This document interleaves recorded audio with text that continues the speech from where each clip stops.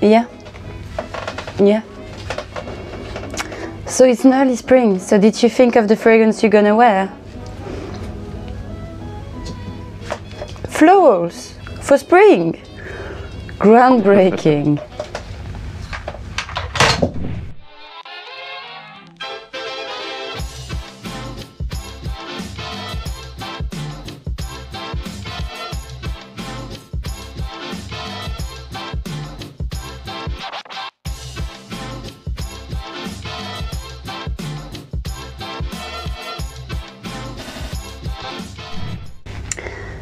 Bonjour fragrance lover, welcome back to my channel. In today's video I'm gonna talk about an article I've read in the news online, and totally randomly, and I thought it was really interesting and I really find myself into the article. And just before we done that, please subscribe to my channel as usual. It really means a lot to me, so please subscribe if you're watching it, leave a little comment and like also the video. So like I said, I've read this article. It's written by actually Richard Goller. So if you don't know him, I follow him on Instagram. He's pretty good. He's pretty big actually on Instagram, and he's a writer, a blogger. He's a perfumer enthusiast, I would say. But like, his content is really qualitative. He really knows how to put his ideas into words. I really enjoy his photography as well. Beautiful. So thank you, Richard, for your content. I will put in the description box all the links that you need to know if you want to see his content, but yeah, it's really worth it. Also, I would put the link of the article in the description below, so if you want to have a look at the article and how is it written, it's nicely done. So today we're going to discuss about 10 new rules, and some maybe a bit older, of what you should do with your fragrance, how you should wear it, whatever. 10 rules about fragrances. So let's start the video now, and let's start with the first rules. So the first new rule of wearing fragrance will be wear what you like, but it have to be appropriate to each occasion. Meaning, okay, it's alright to wear what you like. It needs to match your style, your personality, your mood. You need to be unique, of course, but always think that there's an occasion for everything. And especially like if you're working in an office, you've got an interview, you don't want to intoxicate the person in front of you, so it needs to be appropriate. Like for example, I love aldehdic fragrance, like very how to say, old-fashioned, so I can't really wear like my number 22 very opulent in front of someone that's probably don't know me and things like that. I don't want to give him like conscious ideas, so I would say always be mindful of that, of what environment you're from. Also, you know, if you're going on a date or stuff like that, like you need to be strategic, I think. So fragrance is for you, but there's a fragrance for every occasion. And always remember that fragrance can influence your environment, so sometimes you need to think in advance of what could actually be useful to me at this time as well. The second new rule is to tone down your fragrance when you're in office. So again, this is joining the first one. Like, you don't want to intoxicate people, even though you want to show your creativity, your uniqueness. If you're in an office and you're working with other people around, you don't want them to avoid you just because you're smelling too strong or too different. I would say you have to get a fragrance that is a bit like more, you know, casual chic, you know, kind of outfit. I'm probably gonna do a video about office scents soon, so stay tuned. So probably it's not maybe the good occasion to wear your beast mode type of fragrance. The third rule is to not stick with the seasons. So that is something I try to always talk about, is like, why not wearing your citrusy scent for winter? To be honest, like I do wear a lot like of sharp, citrusy, very hairy scent for winter, because sometimes I don't want to follow that heaviness, and even though I prefer to have like something very oriental and warm for winter to feel cozy, sometimes I feel a bit moody, the weather is grey, and I need a bit of citrus vividity, you know, a bit of solar bergamot to uplift your day and to be like, okay, right, today I'm gonna be good and I'm gonna be in a lovely mood, and to take it easy. Like recently, like I've done a lot of neroli scent, like neroli Portofino, neroli Voyage from Florist. I nearly finished my sample, I need to get a bottle. But anyway, you know, those kind of scent that really cheer me up. And also, like, it's the kind of fragrance I would also wear to bed, like the citrusy type, or when I go home after work and I want a scent to relax after my shower, I'll go always for a citrusy and light scent. So like, yeah, just have fun. And like I said in the introduction, like florals are great for spring, but why not getting like something very different, like something woody for summer? Why not? You know, like I always feel that very woody fragrance for summer are actually radiating more. Like if you love something that's going to leave a strong sillage, a river behind you, then you definitely need to go for like a wood fragrance like this. It works, you know, but I guess like it's not for everyone. But you know, don't be scared of season, be creative. The fourth one's really important to my heart. When I've read the article, I thought, Richard, you're so damn right. It was like, don't be a fragrance snob. And this is really something that means a lot to me, because I worked with designer scent, I worked in perfumisto before, and I like this always have like a special place to my heart. And I know you can find jewels everywhere, into niche, into designer, into whatever, indie fragrance or voila, and you can find pop disaster and very mainstream scent everywhere as well, even into the niche fragrance when they make you pay like hundreds of pounds for a not really groundbreaking fragrance. And it's the same for designer. So I would say, like, I can hear some people be like, I only wear niche, and I'm like, well, yes, and what? You need to be open-minded, because you might find something you truly love in a category you won't have a look before. So be open and have a look, because you never know. I really think you're missing a lot of opportunity if you don't open your heart and your mind a little bit. Because you know, like I know a lot of designers that are putting much more money in their ingredients than actually niche fragrance. So you know, like, be open-minded. The fifth one is cross the gender divide.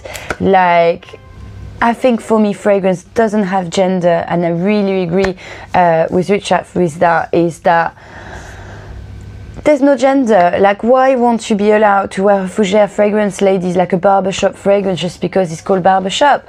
Why won't you wear like a jasmine scent if you're a man? I think for a gentleman it's actually very elegant, very sensual to wear a flower scent or a bit more sugary. I feel now with a lot of fragrance like Baccarat Rouge, like very sugary scent, men's are less scared to wear a very intense sugary scent, and it's really nice. I think it's more easy for ladies to cross over to the men's, because we're not scared to wear a woody fragrance or stuff like this.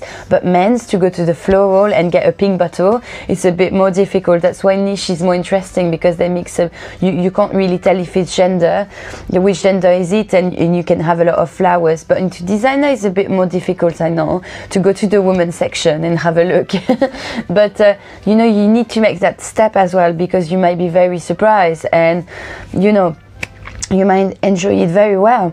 But this is something that ladies does since a really long time. My mom used to do it a lot. She was wearing Tardames.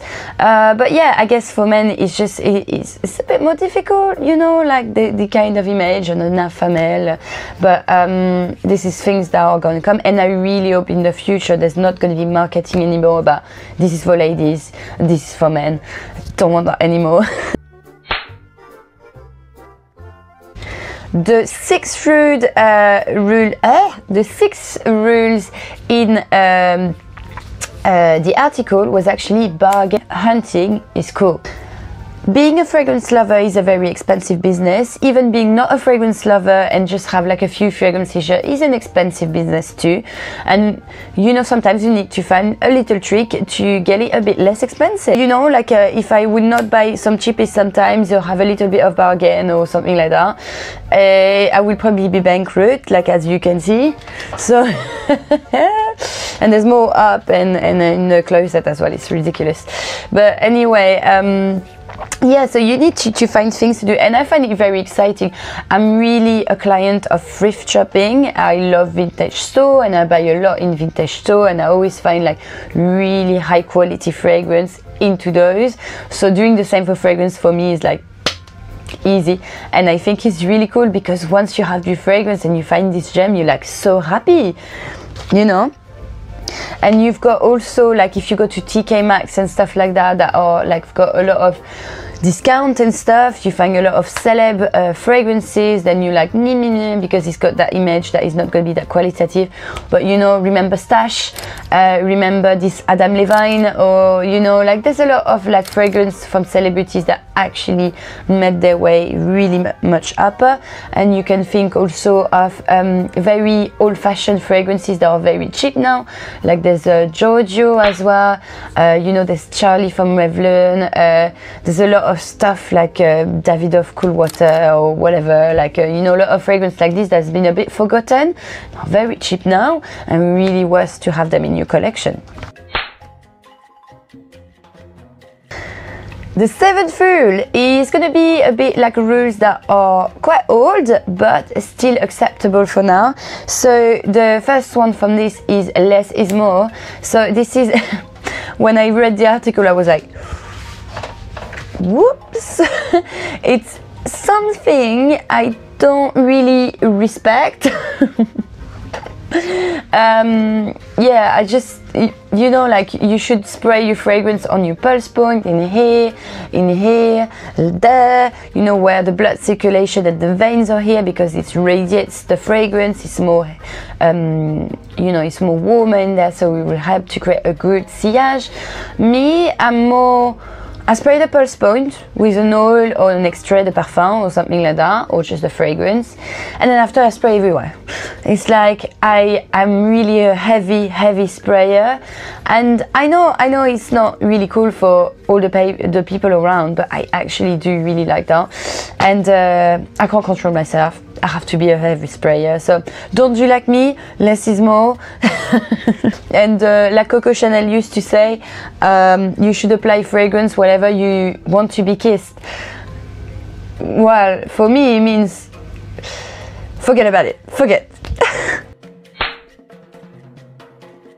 The eighth rules is try the fragrance on your skin before buying. Always this is, if it's your first try it on your skin, because you never know how it develops. And if you've seen my video do's and don'ts before, that I'm gonna link as well in the description box, you do have like a difference with the blotter paper and your skin for sure, because it depends of your diet, it depends of your hormones, it depends of your acidity of skin. There's a lot of factor going on, so always be mindful, think of that, spray it before, leave it at least 20 minutes, then come back and then you're sure of your fragrance if it's the first time you tried, because you might be disappointing.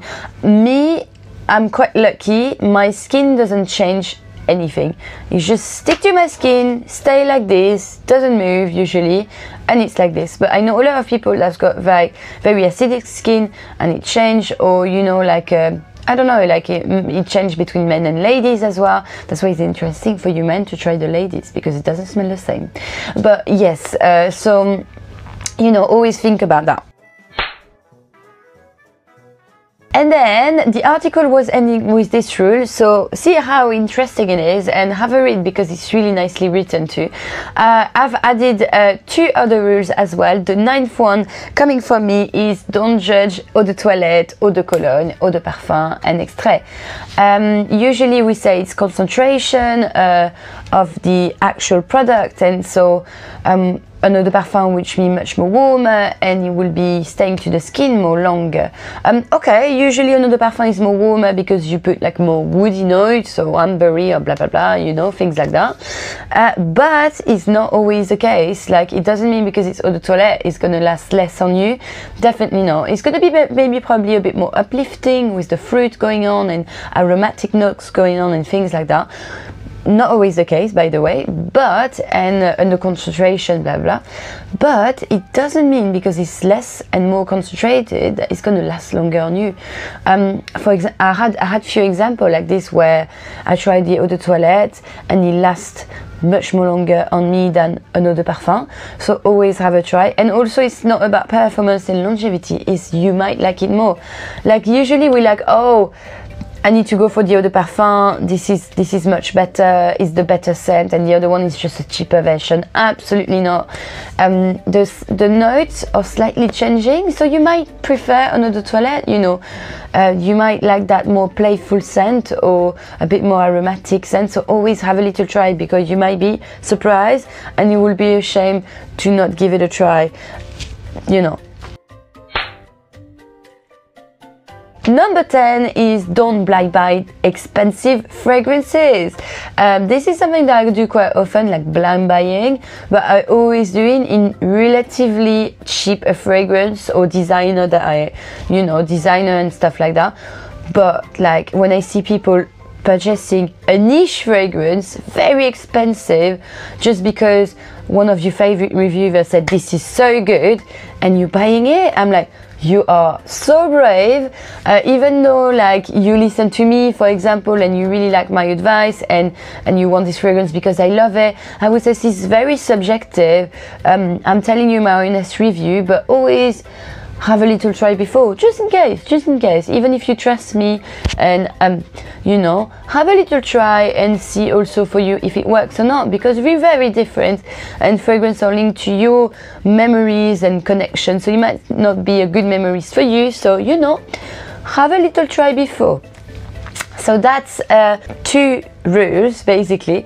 I hope you did like this. I really encourage you to have a look on Instagram from Richard, but yeah, it's, for me, I find the article very relevant and something that changed from the usual rules we used to be told before. Like when I was at school, some of the rules I was not like that at all, so you know, like, it's pretty great that you can see that it's evolving. Like every science, every art, it's evolving, and I think it's beautiful. Anyway, I hope you like this video. Please remember to subscribe to my channel, leave me a little comment, and I will see you very shortly, and that's it. Bye now.